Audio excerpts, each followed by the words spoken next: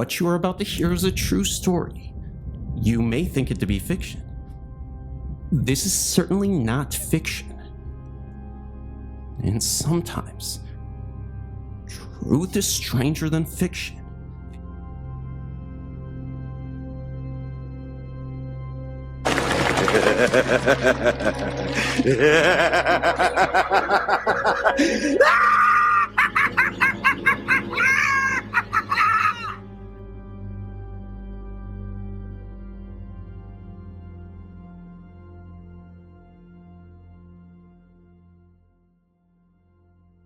All my life I've been dreaming of becoming an entertainer.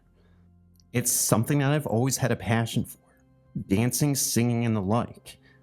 And I thought I'd mention that because, well, it may bring more context to the story and possibly explain why I saw and experienced this very unusual paranormal phenomena. I'm incredibly nervous to share this because people won't believe my story. I know how the internet works, and I don't want to reveal myself because, well, I simply don't want to get bullied and harassed. It sounds ridiculous.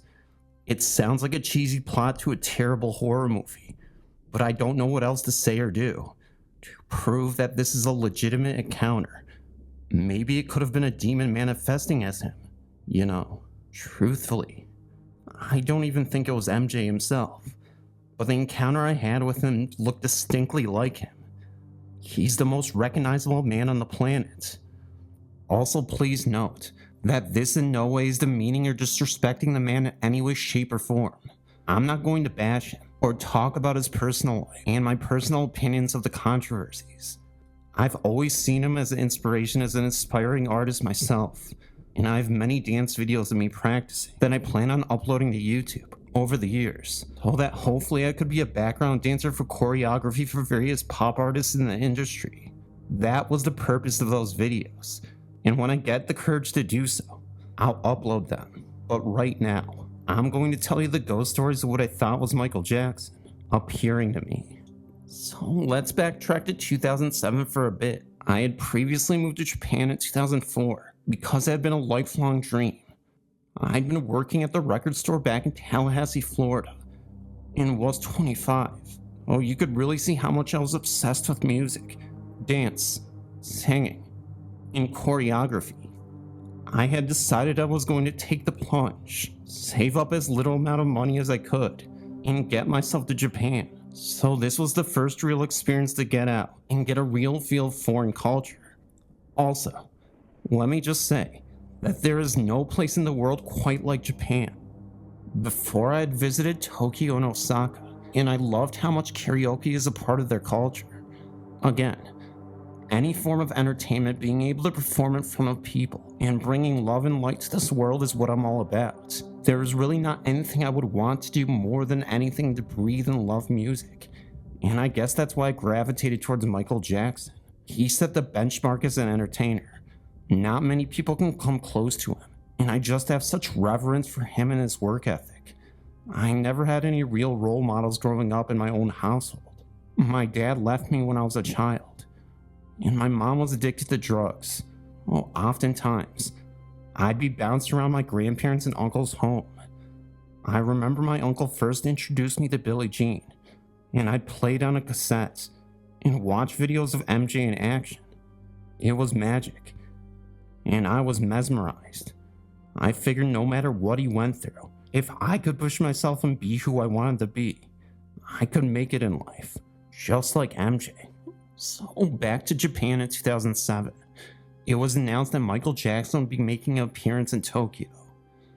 I was absolutely gobsmacked to hear that he would be landing in new Tokyo International Airport in Chiba Prefecture.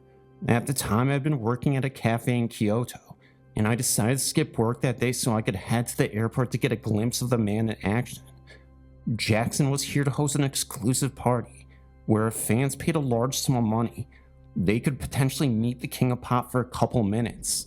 But sadly, since I was nearly broke and young, I didn't have the kind of money to meet him, and it was a bit devastating.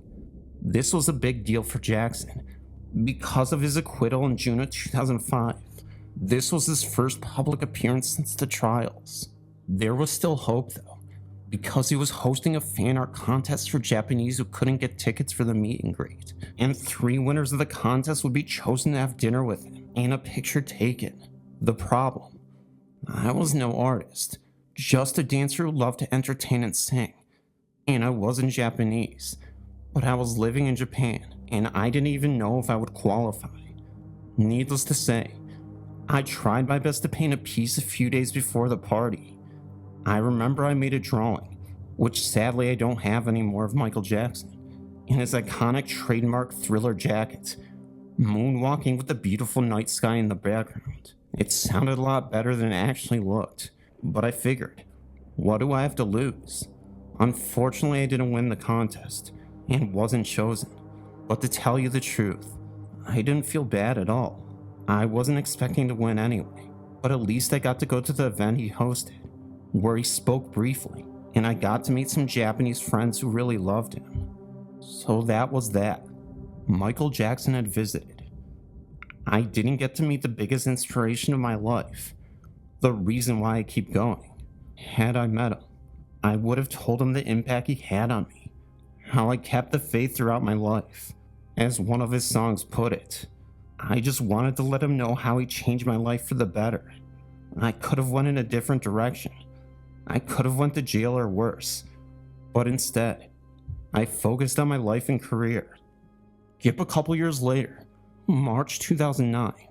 At this point, I had made a name for myself locally as a Michael Jackson tribute artist in Japan. I would volunteer to sing at weddings and dance to Michael's iconic songs. I would also street perform in Tokyo. I wouldn't do any makeup to look like him. I just try to recreate some of his wardrobe and pay homage to my favorite artist. There were times I even got paid very little to do.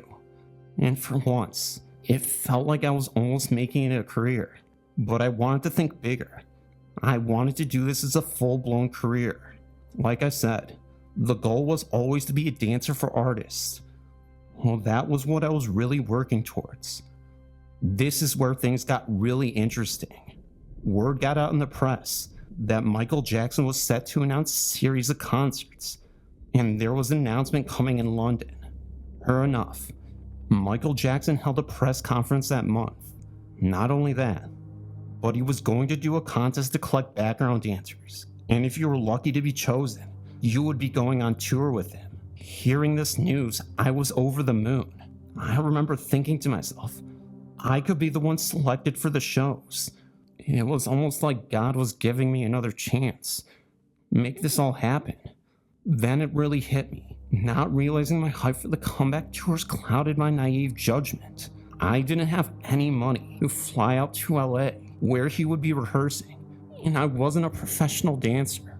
I was gutted, because here I was, so desperate to get close to my favorite entertainer, so I could finally work with him and all the others.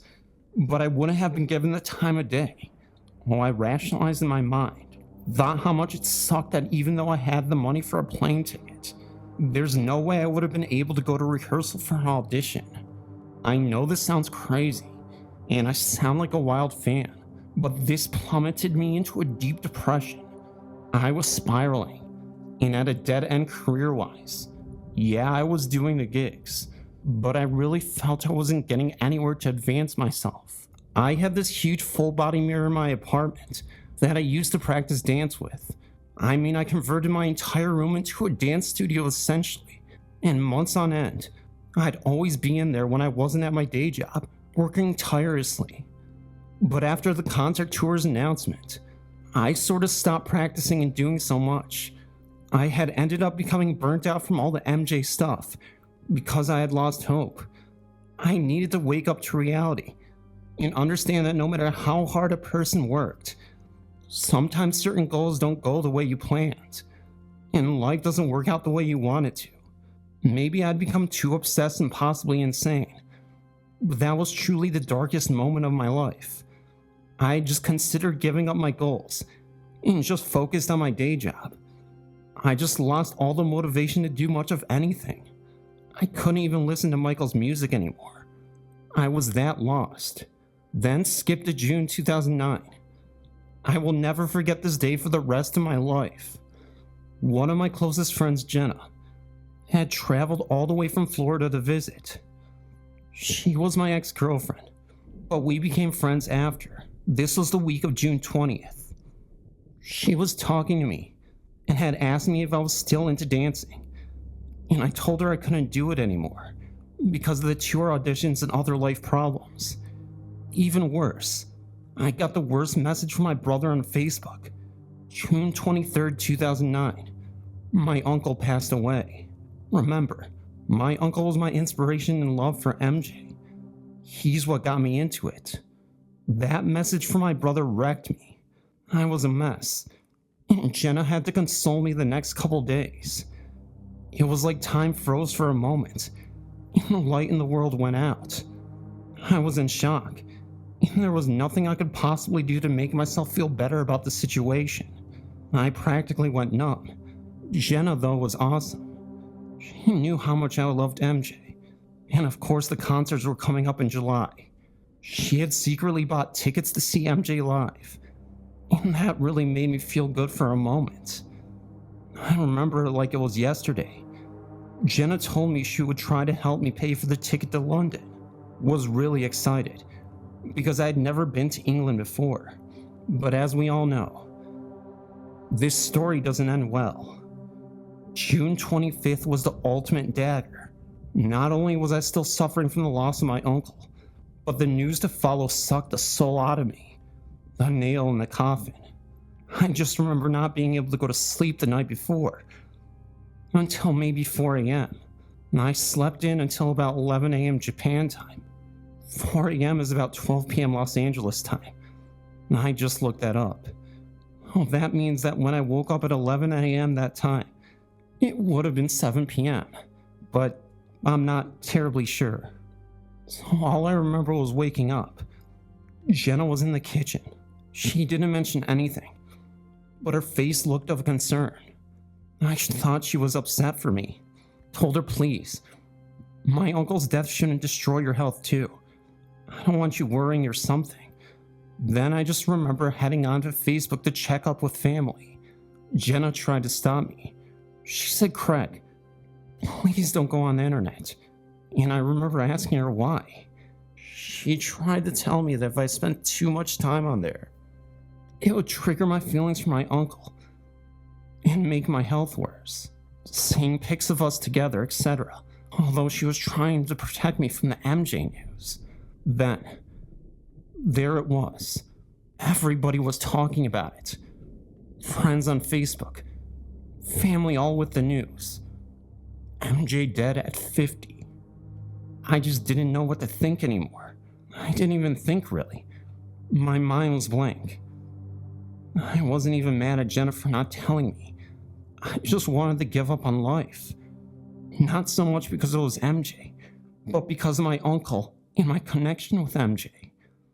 I thought with MJ being alive, it would at least be the last link I had with my uncle in a weird way. But after he died so soon after my uncle, it was like everything disappeared from me. A couple days later, Jenna had to go back home. She gave me a hug and told me to message her to let her know I was okay. I don't think I'd ever seen someone so scared for my health like Jenna was, but I insisted I'd be okay. Now here comes the part of the story where it gets incredibly creepy. The ghost parts, if you will. Again, I don't know if the reason this happened was because of my uncle, and I began to lose my mind due to all the grief. But I had some really strange dreams after Michael Jackson died. Dreams that I never previously had before, even when he was alive. Never once dreamt of him before. Then skip to January 2010. I found myself standing alone on a desolate stage. The harsh glare of a single spotlight bearing down on me. The air was thick with the eerie silence, broken only by the faint echo of my own heartbeat. It was pretty foggy. And then, from the darkness beyond the reach of the light, he emerged. It was MJ, dressed in normal clothes. As he came out of the fog, he just stared at me for a couple minutes, not saying a single word, no blinking, nothing. I looked away for a second and looked back. Then he was gone. I awoke drenched in a cold sweat, my heart pounding in my chest. The dream had felt so real and so vivid that it took me a moment to gather my bearings and reassure myself that it was just a figment of my overwrought imagination. But as I lay there in the darkness, the memory of that dream lingered like a shadow, casting a pall over my restless mind. What's weird is, I was thinking more about my uncle than I was MJ, and I had another dream where he was there. This time I was at a family reunion inside this huge mansion. We were talking about my uncle, but I just see Michael Jackson sitting in this chair, almost like he was just watching and observing me. It was getting really creepy. I thought about seeing a therapist, but I don't know if I was comfortable telling her about my dreams, even though they're used to hearing the craziest things. My story would have sent me to the mental asylum. I also didn't know how mental health programs worked in Japan. I just sort of put it off for a while. But things took a weird turn in the coming months. I remember one night, after a long day's work, I decided to clear my mind as best I could and go walking in the park. I know this sounds crazy, but what I'm about to tell you is 100% real and gives me the shivers to this day. The park was eerily quiet, the only sound being the rustling of the leaves and the gentle breeze from me walking over them. At this point, it was autumn 2010.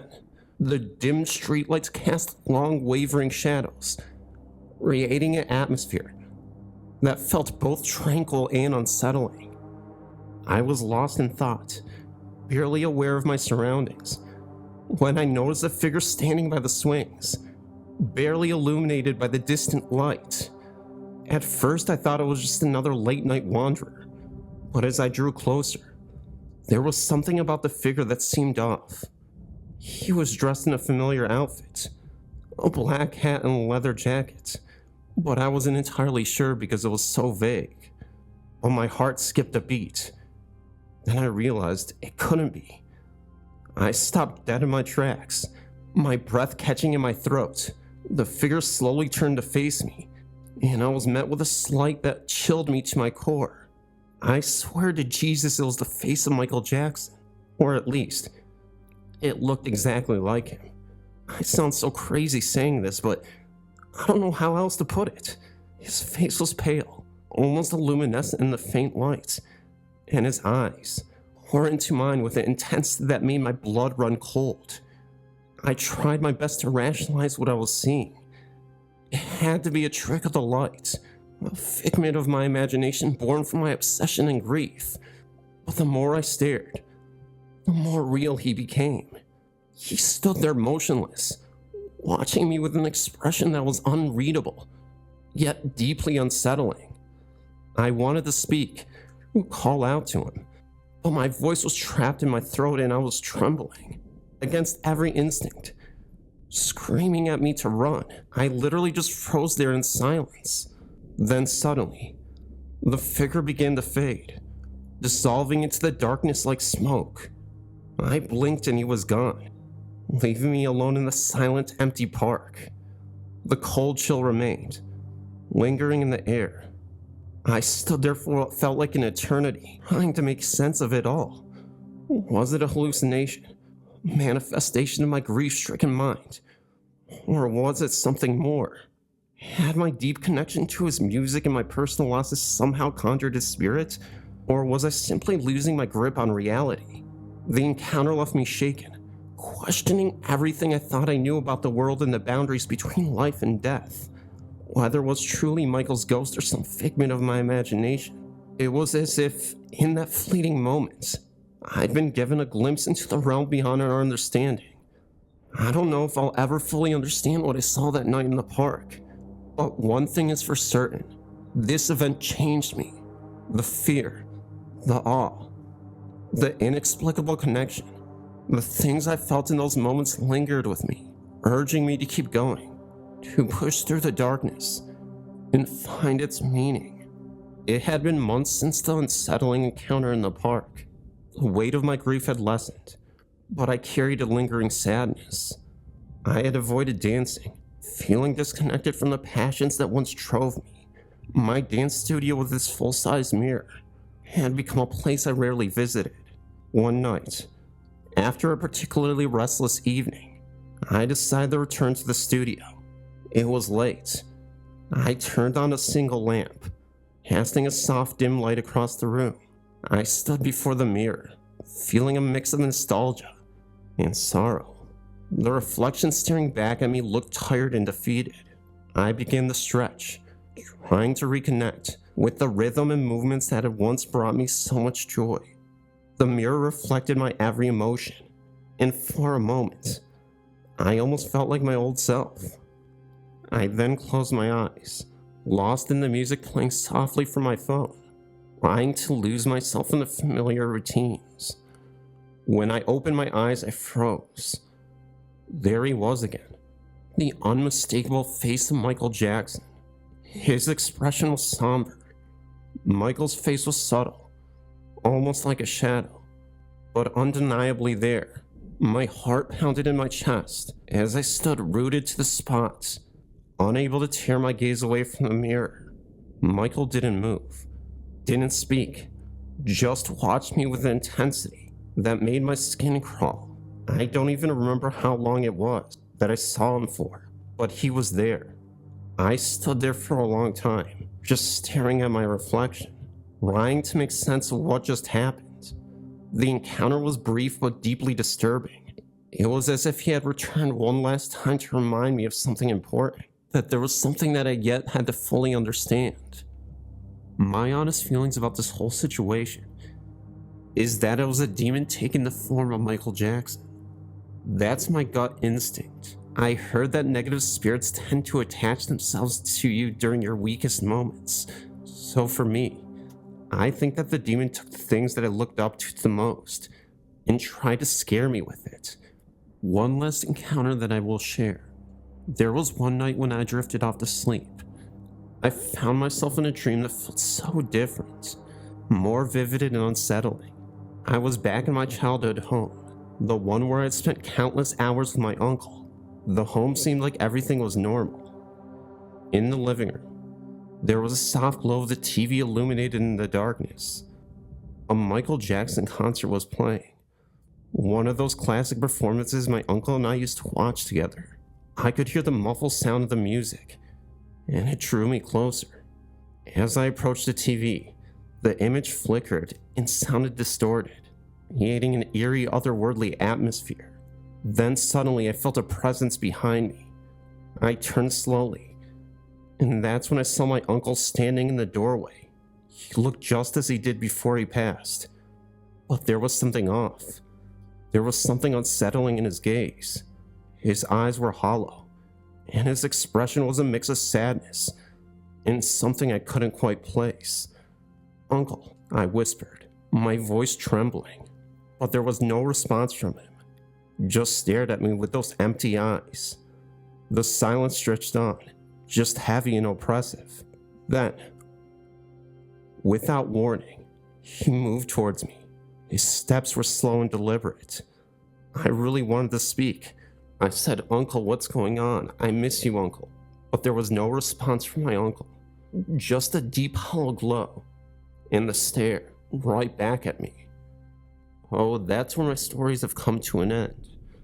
Please don't judge me about any of the events that happened, or the last time. These were my real experiences. I'm not the type of person to exaggerate. My friends and family can back that up for you. But again, this is only my word. Thank you, Phantom, for letting me share this experience with you. I really can't wait to hear what you have for me. Thank you so much to Craig for delivering his experience to my inbox and letting me read it because I requested a unique story. And I just didn't think it was going to be about this man over here, the walking, talking, dancing man. What the heck am I sorry guys, okay, I want to give this video as much respect as possible because, you know, obviously it's a sensitive issue. There's a lot of themes that are dealt with in this video, and yeah, it's really compelling. I really don't know what to say about it. It's really sad. There's a lot going on in this video, so I appreciate Craig for reaching out to me.